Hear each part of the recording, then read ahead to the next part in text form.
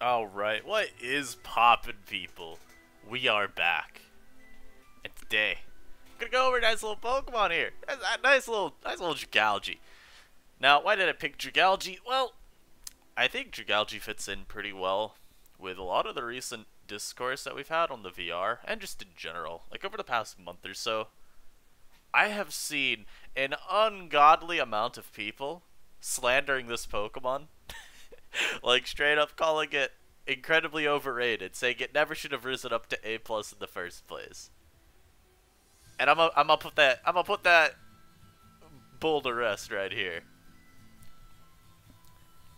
Because Dragalge, in my eyes, and the eyes of, like, I think everyone on the VR council, if I'm remembering how the votes went down correctly, but just in general, most people, anyhow, feel the exact opposite. I think Dragalge's frankly one of the most oppressive Pokemon in the metagame. When I was looking at the VR, I was saying to myself, I probably could have Dragalge below, like, it'd be like somewhere in the middle of the A plus bonds for me. I have the VR up right now, I can actually like check that. Like, I'd probably put Dragalge, I'd put it above Drapion for sure. And then I feel like I'd probably put it above Xatu still. So yeah, I think I'd have Dragalge like right in the middle out of all of these. I think you could, like, Diancie would be at the top for me. And then like Copperage, Dragalge, Guzzlord would be like, you know, pick your favorite of those at that point. But I think the main reason that Dragalge is such a problematic Pokemon is it's really annoying to consistently switch into. So unlike the other dragon types, Dragalge gets to pivot. And that just makes counterplay to this thing so much more annoying, right? There's not much that stops Dragalge from throwing off Draco just freely and then pivoting out the next turn. Like, you could have a Mantine or Vaporeon on your team, sure. But what are they doing back? You switch out to them, okay. Maybe you're gonna try to wish past the Steel type right back up. Okay, that's cool. Have fun getting Sludge Ball Poison Fish versus? You know? It's like, Dragalge has so little room, I feel, for you to really actively punish it outside of taking advantage of its speed tier and those Draco drops, which is kind of what I alluded to there. With, you know, going to your Steel and maybe pivoting to a flip turn blocker. Obviously, the main issue there lies that blocking flip turn is significantly less commonly found on teams than, say, like, I was gonna say a Volt blocker, but in NU maybe a flip turn block is a little bit more common. But in general, right, if you're thinking about general team building, flip turn blocker isn't exactly something that's on your list when thinking about building a team. Whereas I think in electric community, most people just want one on their team. Because most tiers are going to just have more electric types trying to pivot around Volt Switch, particularly choice-locked ones. So it's not really like something you're like adding to your team building checklist, not something you build that with like just in the back of your mind, so like I need this, I need this, I need this. And so Dragalge has a lot more matchups where that's just not going to happen. Yeah, there are cores that are very bothersome for it, Vaporeon plus a Steel type. But I still find that Dragalge in those matchups usually can dictate a lot more than it should.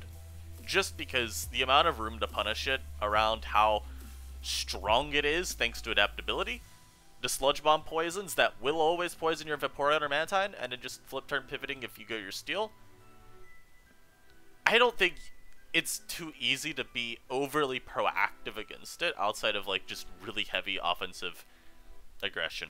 I think once Dragalge's out on the field, it's really annoying to deal with.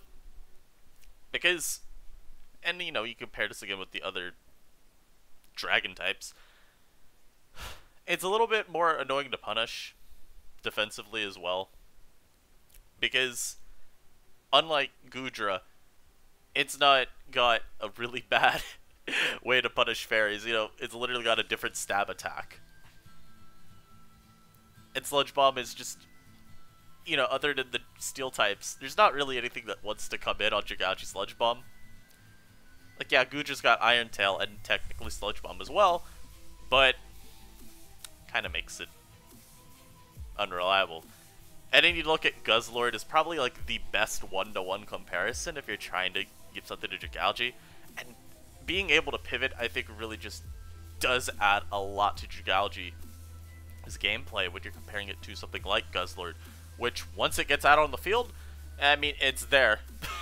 unless you double switch, it is there. And so I find there's just a lot less that you get to try to play around with Dragalge. I feel that the person using this Pokemon often ends up being a little bit more favored in these like turn-to-turn exchanges, just because there's so much that they can do in response to your plays. And at the end of the day, they can always just throw off Draco Meteor. I want to talk about this last move slot, which I think is... I do feel like this has partly been the reason Dragalge's a little bit contentious Pokemon. Toxic Spikes, again, just kind of adds another move that it can safely use. You know, it's not really easy to punish your opponent for setting up hazards. A lot of people have noted that grounded poison types are really common in NU right now, between Pokemon like Vileplume, Salazzle, I mean, still Dragalge. Are there other ones that I'm just forgetting that are like actual... Oh, yeah, Drapion. Yeah, I guess Drapion is somewhat relevant, and Toxicroak. And so people have noted, it's like, okay, Toxicroak kind of just suck. So, does this Pokemon even really have a fourth move? The answer is yes. Scald is honestly not bad last. I think Scald gives this Pokemon a lot of extra insurance against some of those... You know, the best mid-ground against Dragalge is going to be a Steel type, always. It resists Draco, it's immune to Sludge Bomb, and I mean, Flip Turn, that's not significant damage. But Scald, it's a broken move. I think we're all kind of on the same page there. 100% burn chance. And so, you know, Copper Raj would be damned. Have fun with a burned Raj until you can find a turn to Heal Bell, assuming you have it on your team. Bronzong, yeah, it can run Heat Proof and be less affected by a burn, but that's still crippling the amount of longevity it could be getting. And with Silvally Ground being more common nowadays, you are seeing Levitate pop up more. So, I mean, hey, maybe the lefties are just getting negated.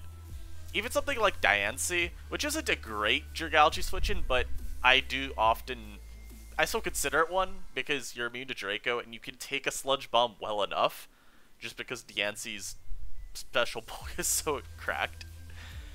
Even that, it doesn't want to take Scalds, especially because, you know, much like Copper Raja, it is crippled by a burn. Diamond Storm will be doing a lot less. Body Press is, you know, hampered by burn. And so that isn't good. And I mean, if you really want to look at even some other last moves, I've seen Focus Blast. I feel like this move's a little outdated at this point, but we used to see this a little bit more frequently on Dragalge, just as a means to like pop Copper Raja back when it was like the de facto #1 Pokemon in the metagame. And honestly, I feel like there are even some other more niche options that have been run before on Dragalge. Like, I've seen Protect just as a means to keep up your longevity. I think it's particularly helpful for Dragalge because it is taking Volt Switches from Rotom Mo so frequently, and even Heliolisk. And so being able to get that extra that extra sustain back is pretty good. And like I've been kind of, you know, saying, the last move slot isn't too, like, you're not set in stone to one option. Toxic Spikes are great in certain matchups, but as we said, in other matchups, they can be kind of worthless. So maybe one Scald. Maybe one Focus Blast just because you're like, okay, this one Pokemon team really wants Copper Raja alerted and KO'd, so here you go. One of the best ways to lure it in and then pop it. And hey, Protect's okay. I bet you even Dragon Tail isn't bad. Hey man, if you are really paranoid of Shell Smash Blastoise, I bet you it could work. I don't know what Spiker you're pairing with the Spawn to make that actually worthwhile. I really don't. But hey, maybe that's the move. And into EVs, This is probably not the most optimal AP spread, I'll be honest. This is just kind of what we still have defaulted in the calc. But it's, I think, a fine baseline. Outspeeding Sylveon is not a bad benchmark. I think you can go higher if you really want it. It's just, with Dragalge, I do heavily value getting special attack investment out of this Pokemon, because adaptability just adds on so much extra power. And so, you don't want to drop the investment too much, I feel. I guess in a similar vein though, adaptability compensates for less special attack, so is it really that much of a hamper? Eh. I'd have to check the damage calcs to make sure that I'm not speaking out of my ass there. But I mean, I do think, if we're thinking back to earlier metagames, I remember when Lax posted whatever variant of Hail he was running, back when that archetype was super common, the Dragalge he was running was like much slower, in exchange for, I believe it had more special attack and some like special bulk investment. So if you're not worried about the Diancie EV, or not Diancie, Sylveon benchmark, because you're just like, okay, I have, say, a Copperajah on my team or something, you know, I'm fine versus that, then maybe you opt for the extra bulk and then the extra power. Now, in terms of counterplay, it's not like there isn't counterplay to this Pokemon. We talked about some of it earlier, but just like steel types as a whole are still the best mid-ground to this Pokemon. I'm gonna keep this alphabetical. I said alphabetical, I moved it above E. Wait. A, B, C, D, E, F. There we go, let's go! Alphabet saving me. But if we're not gonna get the best mid-ground versus Dragalge, he's always gonna be a steel type. Resist Draco, immune to Sludge Bomb. Flip turn, who cares? It's not real damage. Most of them really only fear Scald if you're looking at commonly move runs. Commonly move runs. Commonly run moves. Look, I'm sorry, it's 6 AM, and while I've been up for like 4 hours at this point, I'm still not entirely awake. Anyhow, so look at Pokemon that want to switch into a Dragalge Draco, right? You got Bronzong. From there, you can take that as a turn to set up rocks, maybe set up an Iron Defense, throw off a Toxic, something like that, because the Dragalge will be forced out. Copperajah, it's the same deal, in that you can get a turn to throw off rocks. AV Copperajah does really value being able to hard switch into Dragalge. Doesn't love Flip Turn, I guess, as much, because although it's not great damage, I mean, if you're constantly getting chipped for, like, say, I don't know, 15 or so % each turn and being forced out, that's not good. But if you're able to get it on one of those other moves, you are getting those safe entry points to just throw off your really strong attacks. And AV Copperajah remains one of the best breakers of the tier, so I do think that's pretty good for it. Escavalier, I mean, this mon is a little bit, I'd say it's probably one of the better switch-ins overall, if only because Protect is really run a lot on it right now. I see a lot of Protect SD, Protect Toxic, and so it's sort of like, say, oh, there was a Pokemon I was, oh yeah, Dragalge, when I was mentioning just, you know, Protect to gain extra sustain back. Escavalier can kind of do that too, and it helps stave off, you know, be it the Draco damage that you're taking, even if it's not significant damage, it is still, you know, pretty heavy hits that can stack up with hazards. And I mean, it even helps keep off flip turn damage from becoming too much of a nuisance. Now we got more of a niche Pokemon here, but Ferroseed, we do see get some use in Inu. And I think there's even something to comment on with Iron Barbs being nice to actively punish flip turn as well. So Dragalge isn't just freely pivoting out. And you don't have lefties, but Leech Seed is still good sustain. If you're not queued up into Xatu, Ferroseed's like a generally okay Pokemon overall. And switching into Dragalge just gives you those access points to get up hazards, throw off knockoff, get your sustain going to Leech Seed. I mean, hell, sometimes they're even just running Toxic. Honestly, I feel like I've seen some Ferroseeds that were like Leech Seed, Toxic, Protect, and a Hazard. This would have been like several metas ago, but I think that's a set that I had seen a couple of times. Maybe it was knockoff over protect, because that just sounds like a little better. I don't feel like getting shut down entirely by taunt is ever the move, but hey, happens. And then, I mean, I'll throw Valley Steel here as well. It's definitely the shakiest out of all the steals because hates being burned, has no sustain at all, so any chip is still chip. But I mean, hey, you can come in versus Dragalge, take the hit well enough, and you outspeed it, so it probably doesn't want to stay in and flip turn versus you, because if Valley Steel just throws off a multi, that is pretty significant damage. Dragalge's physical bulk isn't the best, so I think there is some value in being able to not only switch into its attacks, but immediately threaten it with heavy damage too, just because you're faster than it. And then next up, I mean, Diancie just kind of is a standalone Pokemon here. I mentioned earlier, yeah, Sludge Bomb, you don't want to take it, but you take it okay enough. And its Scald, if it's being run, is problematic, but it's still a... If you have Diancie plus another Pokemon, like a Mantine on your team, I do think that is generally okay insurance versus Dragalge, albeit somewhat shaky. Also, for the Steel types, I do want to note, I didn't include Doublade, in part because the EV spreads for that Pokemon are still kind of being discussed in terms of like what is maybe the best. And if you're talking even like whatever, say, RU's deck spread is, which is like speed for base, I think 40s? Whatever you need to hit whatever Pokemon you're out speeding with hitting 117 speed. And then max attack and then rest in HP. Yeah, you take too much from Draco. You take too much from Draco with that as your EV spread to where I don't really want to call that a Dragalge switch in. Especially since Dragalge like will still naturally outspeed that. I have seen some more specially bulky EV spreads popping up just in conversation. Those do take on Dragalge a little bit better. Obviously, they do suffer though from the Valley Steel syndrome of do not have longevity, please help me, wish Pokemon.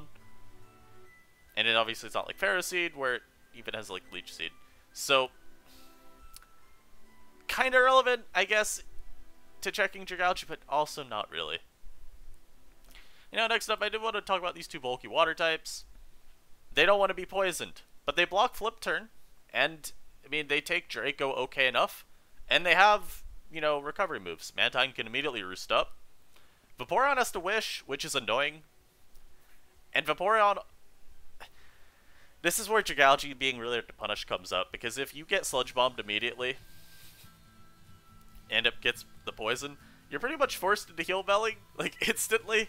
Otherwise, you're very, very screwed over if you try to get too greedy with the wish. That's especially the case when you run into those more offensive Dragalges, like if they just say, fuck it, I'm going max speed, max special attack, and I don't care. I have run some of those before, they're not bad. Admittedly, like, you don't lose out on too much bulk, or you don't really lose out on checking anything, it's more you lose out on, like, being an emergency answer to stuff, right? Like, say, Blastoise. I do find that Mantine generally keeps up a little bit better versus Dragalge, though, just because its recovery is instant. And now, because talking about only defensive switch-ins is kind of pointless, let's talk about just some ways that you can punish Dragalge. So, the biggest one is going to be talking about how Dragalge is really slow. And so there are just going to be a lot of breakers that take advantage of that.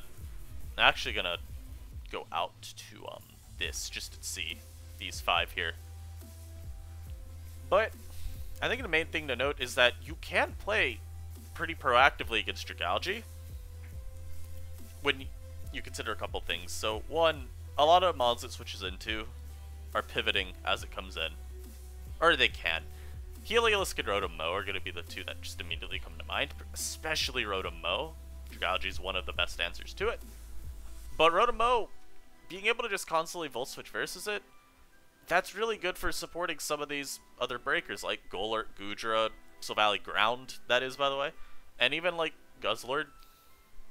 These mons can all just come in versus Dragalge and then be like, okay, have fun switching out. And a lot of them, have ways to punish that.